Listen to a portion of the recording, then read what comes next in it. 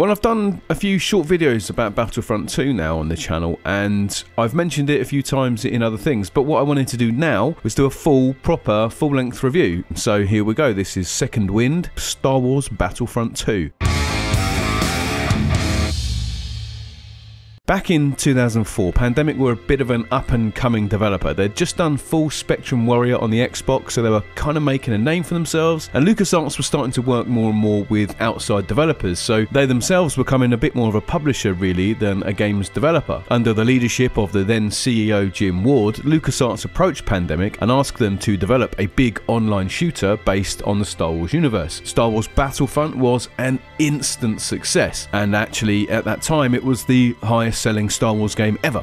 No brainer really, LucasArts wanted more of it, so they went back to Pandemic. They gave them an incredibly short 12 months to come up with a sequel. And not only did they not make a totally shit game, but against all the odds, Battlefront 2 was a triumph. It was even better than the first game, completely validating my theory that 2005 is the best year ever for computer games. No Star Wars game before or since has managed to project such a human character, such a human face onto these, otherwise impersonal, white-masked Imperial stormtroopers. Battlefront 2's single-player campaign is narrated by a retired Imperial veteran. He's reminiscing over his tours of duty as a clone trooper during the glory days of the Republic. The narrative follows the campaigns of the 501st Clone Trooper Legion, whose exploits would go on to become legendary inside the Star Wars universe. What I really like about the story and the way it's presented in Battlefront 2 is that it serves as a fairly clever vehicle to show how the glorious old Republic was changed and corrupted into what would then become the evil Galactic Empire. Our character is fighting alongside the Jedi. He's protecting the citizens of the Republic from the threat of the encroaching separatists and from the droid army. But as the story unfolds, we're shown exactly how the clone troopers are eventually used less and less for the protection of the Republic and more for the subjugation of those very same people, executing key political targets, forcing regime changes. And after the Emperor issues Order 66, you're then hunting down and executing those very same Jedi you were serving alongside. The first time that our nameless narrator expresses any doubt about which side he's coming down on happens on the night of Operation Nightfall.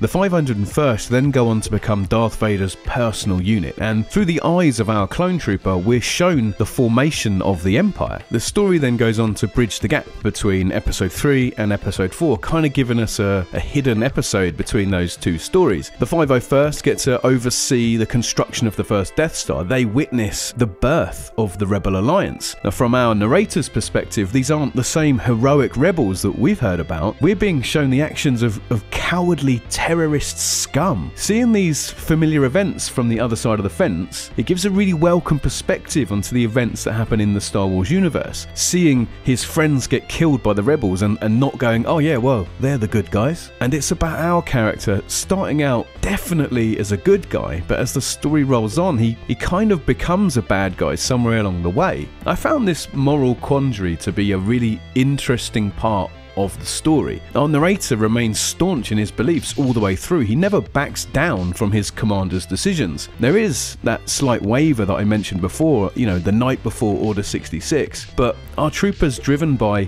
duty and by honor, and there's a subtext there that gives Battlefront 2 a really unique flavour. This isn't a story about glorious leaders, it's not about heroes or generals, this is about boots on the ground, man. It reminds me a little bit of that line from The Charge of the Light Brigade by Alfred Tennyson. It's a line, theirs is not to make reply, theirs is not to reason why, theirs is but to do and die.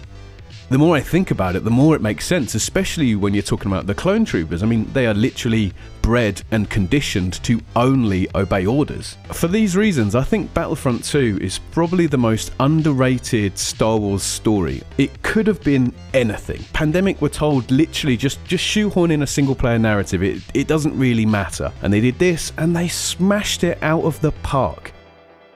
Now I say story, but I feel like it would be pertinent to point this out before you play the game, that the story is only ever carried out in cutscenes in between levels. There's no unfolding in-game narrative experience like you might experience in, say, Jedi Knight or Knights of the Old Republic. But this is because the game was conceived as being multiplayer only. There wasn't really going to be a single player at the beginning, so when you look at it through that lens as a multiplayer game, I think the achievement of the story is elevated a little more. The core focus of Battlefront 2 was always going to be the gameplay. Most of the missions follow that conquest style of gameplay, where the objective is to capture certain points on the map. Once you've captured these points, they then become an active spawn point for your team, and then you move on to capture the next. Even during the single player campaign, dying isn't really an obstacle. You can just respawn as another trooper. This again is a throwback to the multiplayer roots of the series. You've got a few classes unlocked from the beginning of each level, and if your KD is good enough, then you can unlock different classes to use. You know, the objective of the mission does change a little bit, keeps it fresh, keeps it mixed up. You might have to defend the spawn point for a certain time limit. You might need to capture and retrieve an item and bring it back to your spawn point. Battlefront 2 is now well over 10 years old, but I think that the gameplay still really holds up. Now yeah, it doesn't have the bells and the whistles of a modern shooter, but what it does do is still really good. The controls are really tight, the balancing is still really good. The range of playable characters all throughout the single player campaign keeps it fresh and mixed up all the way through. Oh, and actually I forgot to mention, because there's also space battles, and they are just sick, man. All throughout the campaign there's probably only about half a dozen space battles spread out the whole thing, but each time they arrive it is a treat, man. I love spaceships, I love a space battle. I think it adds just enough variety to the game. In the 2005 Battlefront 2, there's also a mode called Galactic Conquest, which is kind of like Star Wars Risk, or maybe like a cut-down version of Empire at War. It's a turn-based strategy of sorts, but each time you move your pieces to conquer a planet, you then have to go down and actually fight the mission yourself as a soldier to decide whether or not you win the planet. Just that one little section would probably make a good game by itself, and they just added that in there for free, just as a Brucey bonus. Now for me, it's those little flourishes, that attention to detail, that just takes what would have been a good game and elevates it to special status. They had 12 months to make this game. Pandemic were absolutely up against it, but they still pulled it all together and they delivered a brilliant game with a tremendous amount of attention and polish.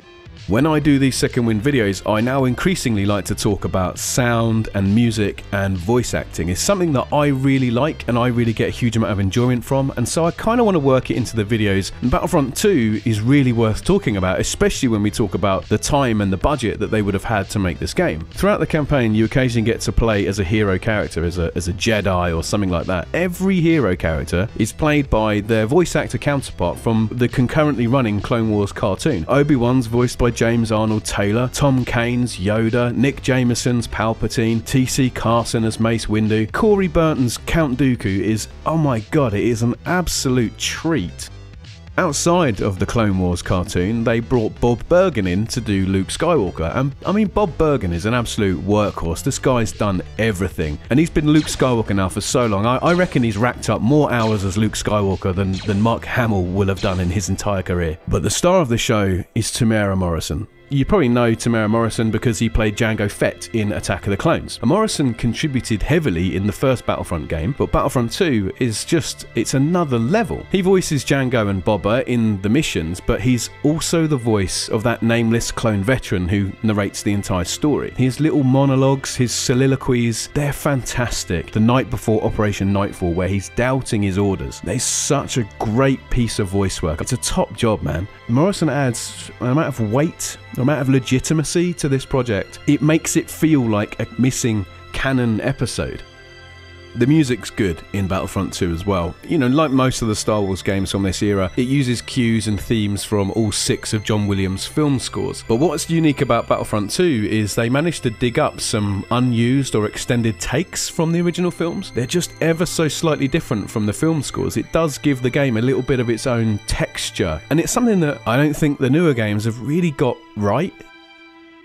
As with all the games I like to cover here on Second Wind, the PC version is on GOG and Steam. As the game is multiplayer focused, I should point out that you can still play it online. GameSpy shut down the official servers in 2014. Official servers for the PC version were put up just 3 years later, and they support both Steam and GOG in crossplay. I've never seen a time when that server list is empty, and I've never had a time playing it that hasn't been positive. I guess there's something about the game being this old, which means people are, I don't know, they hold it in a certain air of reverence, or they perhaps feel personally responsible for keeping the game alive. Whatever it is, there's a really nice culture of gamers playing Battlefront 2. Now, in 2005, Battlefront 2 was a smash success. This isn't like a sleeper hit, and it was an instrumental milestone in bringing online shooters to console. There was a planned Battlefront 3 developed by Free Radical. I have a more in-depth video about that because that's quite a big issue, but suffice to say, Battlefront went away in 2005 and it wasn't seen again for 10 years. I can't recommend Battlefront 2 2005 Classic Edition enough if you're looking for an online shooter that's just fun, or if you're looking for a really well-told single-player narrative. It's easy to make yourself feel sad or upset in the light of the more egregious business practices seen by modern games publishers or by modern Star Wars games. We might never get a game like this ever again. We just don't know, but the fact is, no one can take Battlefront 2 away from us. This game is chock full of content from day one. There's no microtransactions, there's no silly loot boxes or anything like that. The 2005 Battlefront 2 will stay as this channel's gold standard for the online Star Wars game. It's £7.50 on Steam and on GOG at the time of writing this script. There is so much content in this game for that £7.50. It's well worth the money. £7.50 will get you this bottle stopper that's shaped like a scooter. It will get you a pop vinyl of Orson Krennic, or it will get you the classic half rotisserie chicken down the harvester. And that's it. That's my review of Star Wars Battlefront 2. As you can probably tell, I'm really passionate about this game. I really, really like it. If you've played it and you want to leave a comment, agreeing or disagreeing, then please do. That would be great. Now, I've got loads more Star Wars videos on the channel, so please go ahead and check them out. And if you want to see more Star Wars games in the future, then please make sure that you're subscribed to the game show. Alright, ta-da.